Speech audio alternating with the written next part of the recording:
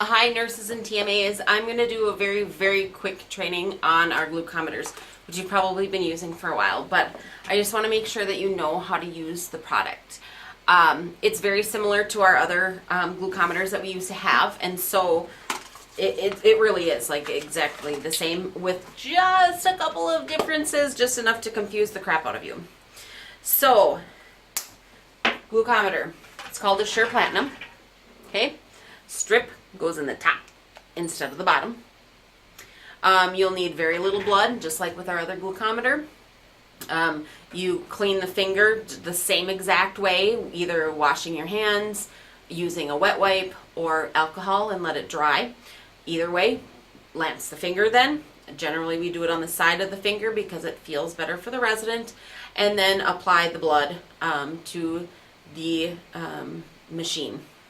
In 7 seconds it gives you a reading. This little white thing here, you push that down, your strip will fall out into the garbage. Now, let me find it again here, because I dropped it on the floor. The thing that's different, okay, so far everything's the exact same except for the placement of the glucometer strip. The thing that's different is expiration date. As soon as you open this bottle of strips, it says right on the side that it's only good 90 days after opening. The old strips were 120 days. This is 90 days.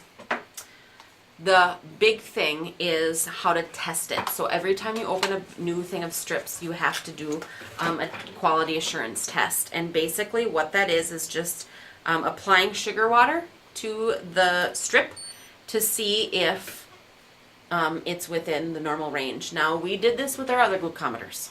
We did. Here's the thing. See this? Maybe? Okay. So, right now it's showing that you can apply blood.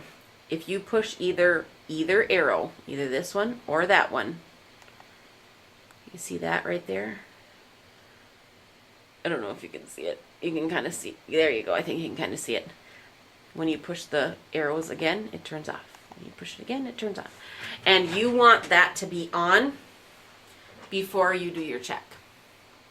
Now, another thing that actually I learned from this training that we were actually supposed to be doing all the time is when you use this, gently roll it. This is your control test. This is basically your sugar water. Gently roll it. Don't shake it because then it gives you air bubbles. And you're always supposed to put it on a surface.